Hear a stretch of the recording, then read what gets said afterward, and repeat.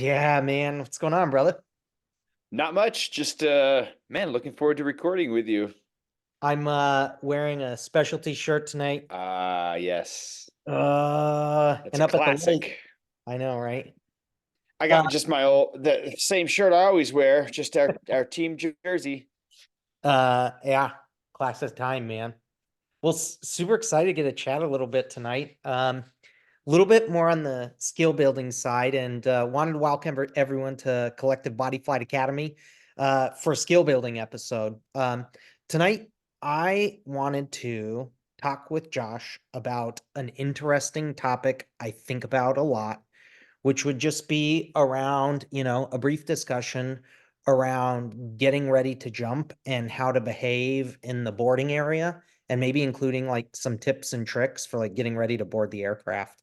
I find that this can be a point of uh, a place on a jump or at a drop zone that can go really, really well if you know how to act and behave. And I don't remember learning a lot of these things directly as a new student, but over the years, you come to gain a lot of knowledge about how to go through this in a really good way. But as I speak to that, I mean, do you have similar thoughts and feelings about this, like behaving in the boarding area and like how to act when you're like at a drop zone or getting ready to board a plane? Like there are certain things that are good, bad, or ugly, or all the above. Uh, I think the biggest thing is just understanding the exit order and not necessarily waiting for someone else to tell you where you're going to be in that exit order. I find quite often walking up to the plane, asking people like, "Oh, what are you guys doing?" And like, "Oh, we're doing this and this. We're doing a four-way. We're doing solo free fly." And then I'll ask them like, "Oh, well, you're a similar group. Do you want to go first? Do you want to go before me?" Like, I don't know. I'm not really sure where I'm supposed to be in the exit order. And I think that that's pretty basic. Once you start free flying, especially, you should understand the exit order. And I think it really just comes down to pretty simple things. It's like belly flyers are going first, large group to small group, and then free flyers are going large group to small group. Some Mhm. drop zones, they might mix coach jumps in before the free flyers, or they might put them after the free flyers, depending on deployment altitude. But I think Totally. that's a really important thing to understand. And I've talked to a few people about the exit order, and they weren't really sure why belly flyers go first and why bigger groups go before smaller groups. So to break that down, uh, when you're traveling across the ground in a plane, 100 miles an hour, when you exit, you don't fall straight down. You get shot forward out of the plane like a bullet. But the kind of position you're in and how large your group is determines how far you get thrown. So if you're in a big belly group and you exit and you come out, you catch a bunch of wind, you're not going to go very far. In fact, from the plane's perspective, it's going to feel like you catch air and get pushed back down jump run. In Yep. reality, you're traveling forward. It's about the slowest formation as far as getting thrown from the plane. And then with a smaller belly fly group or solo bellies, you're exiting on your belly, you're still getting thrown forward, but at a slightly faster speed. And then free flyers, they tend to come out and just cut right into the wind and go down. So you want those big belly groups going early because the push that they're going to get that in relation to all the other jumpers is actually back down jump run. You want them pushing back down jump run away from the free fly groups that are actually cutting straight through the wind. So you would never want to put a So big free fly interesting. group out in front of a big belly group because you have that risk of your free fly group being here, the belly group exiting and getting pushed over top. And now you've got like a potential for canopy collisions at deployment time. That's the big thing Well that I said. notice in the landing area or in the boarding area.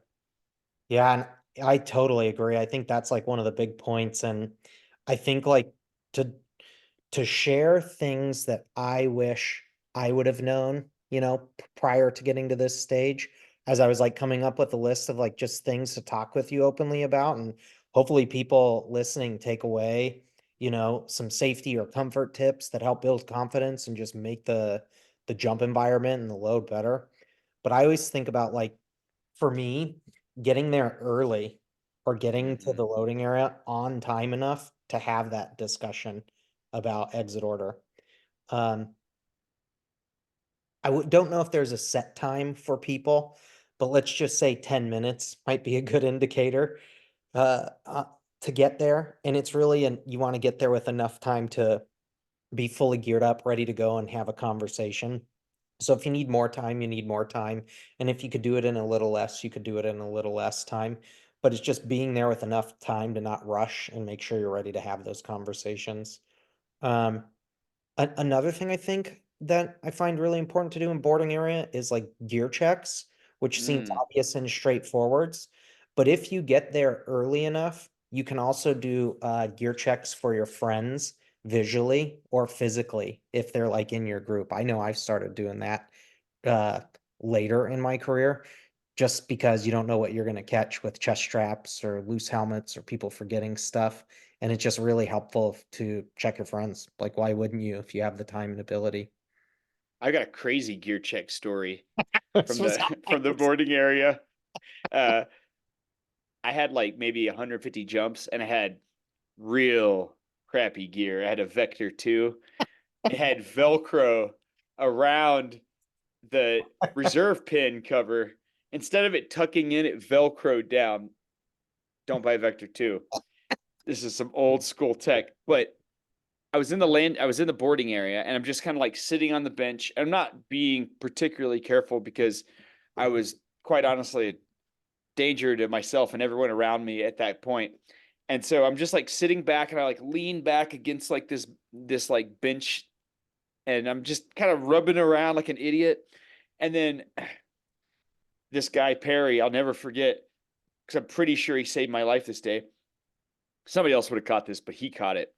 He runs out and he like grabs me, and like right as he grabs me, my reserve goes boom and it pops off my back. And I was like, dude, what are you doing? And he's like, your reserve is like hanging halfway out. The pin's like barely in the reserve loop. And it was basically like no one else saw it.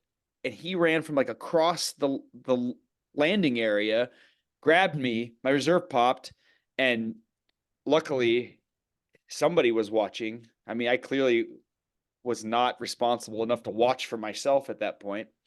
And ever since then, I've just, like one, got rid of that rig. And two, I just like been so religious about gear checks. Like I probably check myself like 30 times from the time I gear up until I exit. And usually my last gear check is happening as I'm walking towards the door. I do like just like a check of threes, three straps, three rings, three handles. But then I also reach back and I reach underneath my main pin and just feel the closing pin, and I feel that the loop is up against the head of the closing pin. After doing that for years and years, I've been surprised, like I can almost like see my rig with my fingers, like as I like spin the three rings and feel the Mhm. routing from all of the cables and everything. And I mean, I'm sure you probably have done gear checks in free fall. I mean, I know I have. Like you're diving on a formation, and you're reaching back and like checking your handles and everything. Oh yeah. You actually taught me the self check on the pin. And ever since that has been revealed to me, it's something you can't live with that. Why wouldn't you be checking it? And I think, 30 isn't an exaggeration. If you're at the loading area 10 minutes early, between all the times basically anytime you move or someone passes behind you or you have any kind of adjustment, especially getting on the plane as you're getting to altitude, right before the door opens, as you're running to the door for exit, I'm checking things I mean, you need to a tenth anytime time. someone interacts in close proximity, you need to check your gear. And then you get on the plane, you should check like after you pass through the door. And then you should check again once you sit down. And then you should check again once you buckle up. And then if you like shift or move, like me, I'm real twitchy. This is probably why I check 30 times. But if they're like moving around in the plane, you need to Done. check again. Like as soon as anything changes, you should probably check your gear because it's the only thing keeping you alive. And I do Sliding think there's a off the lot of bench onto the floor, yeah, exactly. especially. Yeah. Yeah, there's a lot of like casualness around gear I see, and I don't know. There's nothing. Well, I was gonna say nothing more impressive. There's a lot of impressive things, but one of the very impressive things to me is if I see somebody like they don't look nervous, but they're just like they know exactly what they're doing. Boom, boom, boom. They check their gear and they do it a bunch during the plan. Like that guy knows exactly what is going on here. Yeah. Yeah. I find it so important. Have you ever caught a gear check on someone else like that, like your buddy did for you back in the day? Have you ever caught a misrouted chest strap or like a improperly linked RSL, like hooked to someone's three ring? Hmm. I'm sure I have. I mean, I did AFF for a long time. I'm sure I caught something. It's none of them really stand out like that one does to me. You know, that one being caught on me, I'll never forget that. Have you caught anything crazy? Um, I just seem to see a lot of unbuckled helmets, Mm. you Oh yeah, know? you don't want that pinballing around the plane in the emergent case of an emergency landing. Yeah. Yeah, it should either be on you or buckled to you. There's really no other. There's no other option. So this was a question I was going to ask you and just thoughts around this. Are you wearing your helmet on the plane when you get on? Like to climb, what's your philosophy or behavior around being like ready to jump when you get on the plane? I my I'm ready to jump the whole time I'm on the plane. I got my helmet on. It's not buckled. That's probably the only concession that I have, but it's on. So it's like if you're wearing your helmet, it doesn't necessarily have to be buckled because it's not going to come off unless you pull it off. But I don't buckle it until I'm ready to jump, just simply so I can move my face around. And then I've got my chest strap fully tightened. I got my belly band buckled. Everything is ready to go because you're on that plane to skydive. You should be ready to skydive at any time, I think. Yeah, I am ready to jump at all times. When I get on Hmm. the plane, helmet's on, ready to rock. I think Hey, it's the best way to go.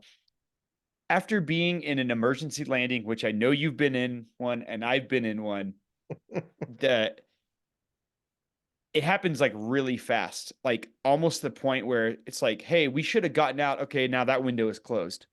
But if the window doesn't close, you have to be ready to go. Like you're not gonna be like, oh, I gotta get my hell. Where's my? You're not gonna have any time for any of that. It's like I had that emergency. If you guys want to hear the story of my emergency, go listen to my Yeah. podcast, Content Clearinghouse. Um, but it happened at like 3 grand, and in about 15 seconds, it was too late for us to get out of the plane. And I don't know how yours was, but it was probably something like that as well, right? Like you're just like you're not going to be able to, you're not going to have a chance to get out.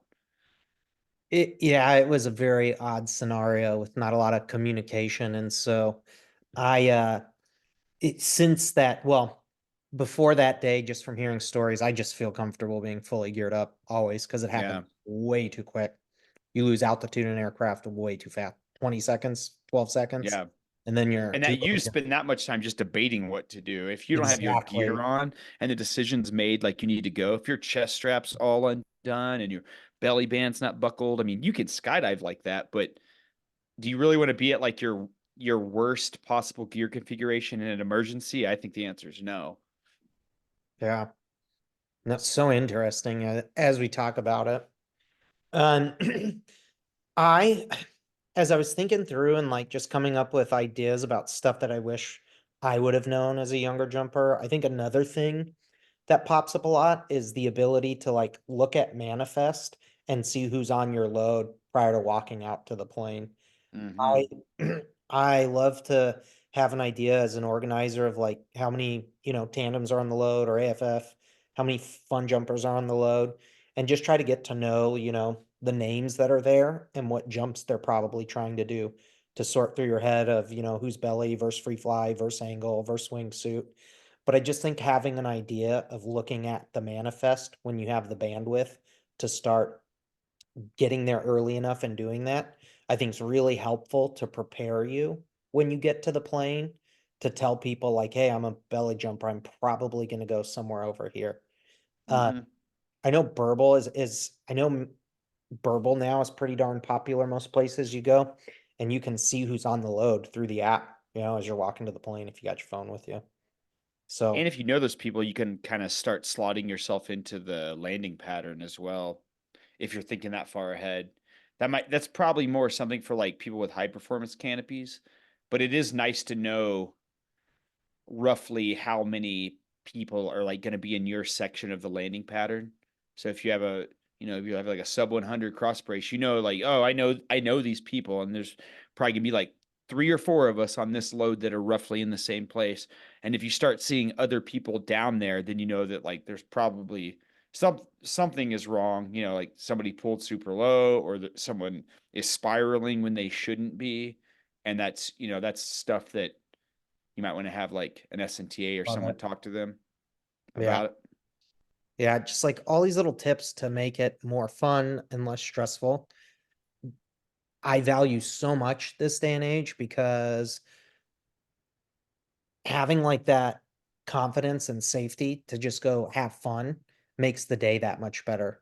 Like to me, skydiving is such a sacred, awesome thing that whatever effort you need to do to make it great and more enjoyable is like worth it to me. It takes too much time to do with too perfect of circumstances with weather and airplane and friends and aircraft and wind, and it's too expensive, I think, to be wasteful with. So like that's why I love Yeah. just having these tips for people um when they're new jumpers. I hope everybody at STC who, we've got to jump with or I get to spend a lot of time with, like takes this to heart and hopefully has some learning curve through it to just better their experience at the drop zone. And which brings me to my one of my next tips. Another thing I was thinking of as I was prepping for a conversation tonight was I love it when, and I think it showed, like, how you love the guy that was just like confident with knowing where everything was, like it just had such a muscle memory of it. Something I love is when someone comes out to the plane and they introduce themselves to other jumpers. Like, don't be scared to get there early and Hmm. introduce yourself and just say what jump you're doing. And it's not because you're just doing it in a positive way to just put out there into the universe and on your load. Hey, my name is Mike. I'm doing a 2A free fly jump. And that's it. And that's so easy and welcoming and great to share that I wish that was acceptable and well known. So when you're coming to the plane, like just say your name, introduce yourself, and what kind of jump you're doing. That makes it so easy to be put into the right slot and or have an open conversation with others to like get some feedback on where you should go if you don't know where you're going. And there's Hmm. kind of two levels to it, right? If you're a beginner, it's so awesome when you come out and have the awareness to say, hey, I'm doing like solo belly. My name's so and so, Josh. That's really awesome for an organizer to know. And if you're a more advanced jumper and you come out to the plane and say, like, hey, Josh Evans here, I'm doing a 4-way head down, sequential dive, 4-way vertical dive. Um, Other people can kind of know where they slot with you and they can kind of come to you and ask questions too. It's a two-way street. Like it could be done, I think, better by everyone is just being a little bit more communicative and vocal about like saying what you're doing when you come to the plane. Don't assume that people know what you're doing because you have a lot of Yeah. jumps.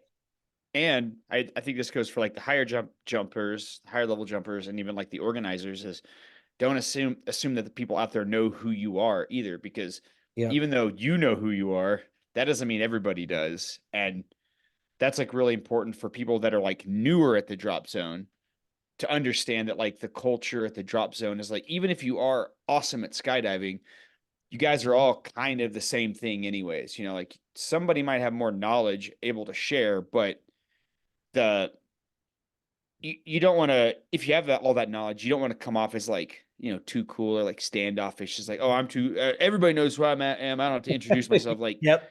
there are going to be people who don't know who you are, and so you need to just like, everyone kind of needs to be on even playing ground, because regardless of how good you are at skydiving, it's still just skydiving. It's like it's not that important. One of my most memorable jumps in recent time and enjoyable was with a licensed jumper who had I had no idea who he was and he had no idea who I was. And I was just going out to the plane for a sunset load and no one was ready or packed in my groups. And I was like, hey, you want to jump? And ended up doing two-way horny gorilla with this kid in a Pro-Tech, and it was one of the funniest videos I've ever had, just like flailing That's a around. classic jump in the beginning. Yeah, and it was great. And we landed, and he's like, "Oh, did you get video?" He never jumped with someone with camera. I That's gave him the awesome. video, and he took it back to his drop zone, not STC, but Skydive North Star, and showed it to the DZO. And they're like, "You got to jump with Mike." And he's like, "Oh, you know Mike?" Yeah. Like, yeah, he's my coach. Yeah, it's awesome. And Oh I save man. it to this day because it's one of the funniest, most memorable jumps yeah, I've had in a long time. But it was great. And if he didn't say hi and I wasn't open to it, I would have missed out on that opportunity that I still think fondly of to this day. It was hilarious. It was That's so so funny. good. Um, but yeah, being friendly, creating a good culture about saying hey and saying what you're doing. What do you think about this? I wrote a note. If appropriate, help out the loader with ladder or whatever device or tool you have to get on the plane. Like, I think if you're experienced enough to provide assistance, then I think it's really helpful if there's tandems or people working or there's newer jumpers than you to take the ladder out or to roll the staircase out, getting on the plane. Like, don't sit there and pretend like you don't know what to do, but provide some support. I don't know. Have you ever heard any feedback one way or the other to never do that or to help with that? I think that would just kind of be up to your drop zone, but you probably get a pretty good handle on whether your drop zone is open to that kind of thing. Because some places are just like, that's this guy's job and he knows where to go. But uh, like a smaller drop zone or something, they may not have someone dedicated to do that. So yeah, as long as it's not like stepping on anybody's toes, and as long as you understand not to like walk into the prop or something, then yeah, you should be doing that. If that's if people need assistance, gotta get on the plane somehow. Yeah, so drop zone specific, but right, if you can be helpful and it makes sense at your location, then step up. I think it's really nice to do that. Hmm. Um, Another big piece, right? It's and I have a funny story for this. You were actually on this jump, but All right. knowing about uh landing, determining landing direction, if and when appropriate, I think is an incredibly important conversation to decide at a similar time as you're, talking about exit order. Um, and along with that, knowing jump run and specifics about jump run. And there's many different levels to it. I think at the beginning level, it's just knowing separation from the group that's going in front of you. But as it gets more and more advanced, knowing things like direction, offset, how prior or late you are to the drop zone, um, where you're going to fall in line with groups around you. And I know one of the, so my story is with Josh, we got to do a big angle mixed formation movement jump to this day we call a skydive safari. And I, on the jump, planned to do an angle dive where we exit first at Skydive Twin Cities, typically if we're larger angle, as long as we're experienced enough to take it off jump run. But what happened is we switched getting out in front of a four-way belly group. And what I didn't know, because I didn't communicate properly, is that the belly group asked for the light to come on almost a mile prior to what the standard light Woo. was. And so That's we way got, out there. so the light came on. We got, what was it, an eight-way, a 10-way is big-ish. And we Wasn't much set up in the door though. It's just race that go.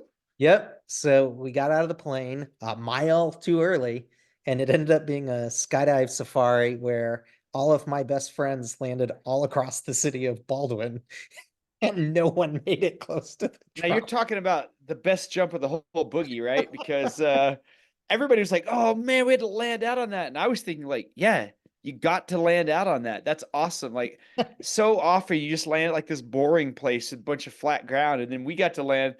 My buddy Papa Lance and I, we landed in like an apple grove that's all the way on the other side of the city. You guys got to land in like AstroTurf baseball diamonds, which I was really jealous of.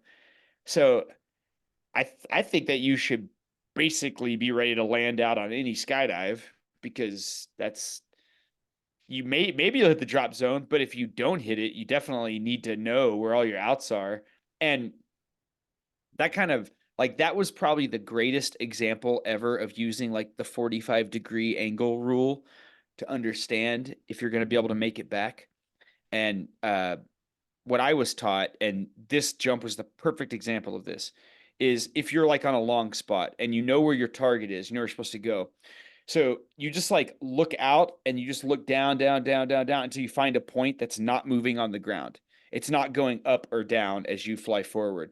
And that's the point that's like that is where you would land if you didn't make any adjustments from that point, because that's the point that's at the end of your glide ratio or your glide angle. And it may be about 45 degrees. It kind of depends on your canopy, but I looked out and I like looked at the drop zone. It was kind of actually looking up on the horizon because it was so far away. And then I looked down, down, down, down, down, down, down, and I looked right in the middle of the city, and I saw there was like a intersection of a bunch of roads. And like, that's the point that's not moving. I'm not gonna make it back. So I just immediately just like, okay, what's below me? All right, this is where I'm landing, and I just cut off immediately. And there were a bunch of other people, Jojo, he pulled a little bit higher, and he's just like milking the canopy, and he made it all the way back to where you guys were on a super high performance canopy. So it's possible, but you kind of need to make that decision immediately. And having like I am like a stickler for having like checklists for everything, like the gear check, and like this particular scenario of using this angle rule, finding the point in the ground that's not moving. And if it's nowhere near where you want to land, then like aborting immediately and finding somewhere else to go. Yeah. It was yeah, a wild jump. And I think a lot about that to this day, organizing people or thinking through jumps of just knowing about jump run, including like direction, offset, when the light's coming on, wind direction, all that stuff is in my brain. Where Also, maybe spot before you get out. yeah, simple things that would make the day better. But yeah, some of the best lessons are learned after your biggest mistakes. And if you're lucky enough to survive them, then that's a good thing. Um, Here's the last point I had, or last thought I had as I was coming through up with ideas about why this means so much to me and like what I'm thinking about. I said, if you're new to the plane or the DZ, ask about how to operate the door of the aircraft. This is a pet peeve of mine, but I can't tell you how many times I see people who don't know how to operate the door. Hey, Josh, you there? Hello? Well, guys, if you're watching, it looks like we got a little bit of internet connectivity issues with Josh, but I think the last point I had was just get comfortable or get information about operating the door of the aircraft, whether that's how to open it, how to close it, how fully it will open or shut, what type of mechanisms may be there, um, how heavy it is, if it can fall off the track, any kind of issues that you may or may not have um, on a jump just to make that work. Go get comfortable with the door of the aircraft. Ask one of your instructors, ask Manifest, and try to get to the plane early enough where you can get comfortable enough with that to feel like you'd be able to operate it if needed. All right, guys, just as a reminder, collective bodyflight academy at gmail.com. Josh and I, oh, here he is. Josh and I would love to get submissions, videos. Welcome you guys to shoot us questions on future skill videos or video reviews. Yeah, buddy.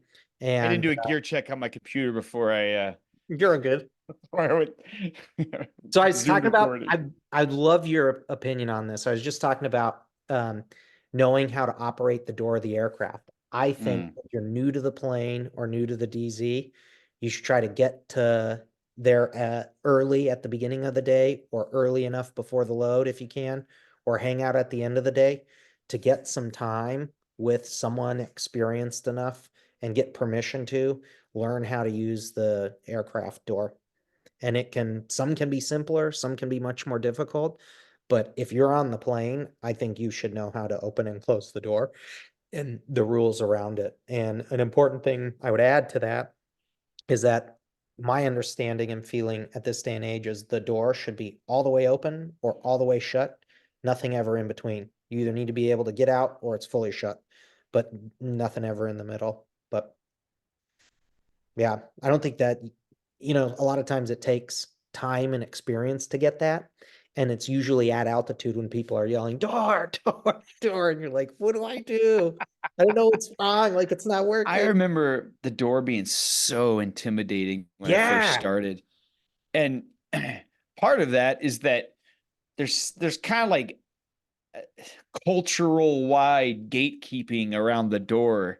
It's like if you don't open it perfectly, oh, you're like a bitch, and like it's just most of the time people that are operating the door, it's either like four-way guys or it might be somebody really new because they're up towards the front in the exit order and they don't really need the extra stress of like feeling like everyone's watching them and judging them if they don't open the door fast enough. They can see your weak little arms jiggling when you're trying to lift the door up. So, so it's nice. Yes, for somebody to kind of teach you how it works. And also, if somebody's struggling to lift the door up, like in some otters, it's really hard. Like just help them out. It's like Team just effort, man. get a couple hands on it. Um, Yeah, the door is definitely that intimidated me for years. It's like, oh man, I gotta somehow socially engineer my way into being on the bench somehow, so I don't have to open the door today. Um, yeah, I couldn't agree more. A point of stress. When you get to like sky vans before they were automated, that was Mm, terrifying. Or being at, even on Cessnas, how those open, a little different with the handles and it can slap open or slap shut. You can break stuff. You can yeah. slam the door. Like, I feel like if you're new to the plane, it's very worth your time to go spend 10 minutes with someone with experience at the beginning or end of the day, or get to the load early and have someone specifically guide you through how to operate the door. It will And if alleviate. you end up near the door and have never done it before, just look around and be like, hey, will you explain this to me and maybe just help me when the time comes? Like that's totally legit thing to do. Yeah. Yeah. I don't know. Is there anything I'm missing as we're talking through like boarding area preparation and getting on the plane that's like missing from this that you can think of that would be helpful for people to know? I think that's pretty good. I mean, that's a lot of bullet points. Um, Yeah, there's a lot going on when you're getting ready to go skydiving. And like I said earlier, like I really like checklists. So having checklists of like getting there early, introducing yourself, understanding the exit order and being able to take charge of that if no one else is, doing your gear checks as you get on the plane, maintaining like your jump readiness, understanding how the door works, and then like expediting your way to the door. I guess another thing is like all the way up to the exit. Your exit count starts when the person in front of you leaves the plane, not when you get in the door. So if there's a big way going out and you're having to like wait way back, past the stall line of the plane, when they leave, you don't want to like walk to the door real slow and then look and watch them go and then like, okay, now let's count to seven. It's like, dude, you're already like three times over your exit count. You need to start counting the second the group leaves in front of you, whatever your exit delay needs to be. Start counting as soon as they leave, and then if you get to the door and it's a 7 second delay and you're at 5 seconds, you need to get outside as fast as you can and exit immediately. I think that's a big problem that I see is people just dilly dallying and you're just like hosing everybody in the back of the plane. That's why tandem masters hate fun jumpers. It's the way it is. I get it. I totally Other agree. than them having to do tandems all day, that'll definitely break your spirits. Nothing ruins fun jumping like working in skydiving. Oh my god. Yeah, and I can only say that because I did tandems for a year and I was like, never again. This is not why I got into skydiving. Oh my God. Um, well, I guess something I'd love to leave with just as a fun note. What do you think? This was something I really wanted to talk about. and I thought would be really useful for a lot of people. What's a topic that's on your brain that we could like tease for our next skill building episode as we're getting more people to submit videos? I I want think to do oh, breakoffs. that's Oh, exactly what I was going to say. Breakoffs, yes, because and I want to do there's it with video. varying degrees of breakoffs. I mean, we could discuss it from belly jumps up to learning to free fly with another person and large groups, all the way up to pro level record breakoffs. Um, are you gonna get to do any jumps between now and next time we film? Are you gonna get to film anybody doing breakoffs from your I don't know. perspective? I'm going to jump next weekend because I need to get warm. I need to go do some warm up jumps. And then the weekend after that, I'm going to do the sequential world record. So it depends on when we record next. Um, well, wear a camera, please. And I'll wear a camera. I God damn it, I John. always do.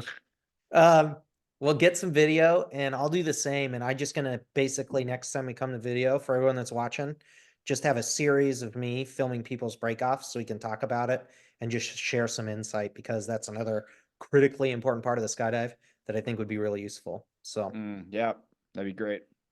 well, all right, y'all. Remember to reach out to us at Collective Bodyflight Academy at gmail.com. Look forward to chatting with you next time. See you later.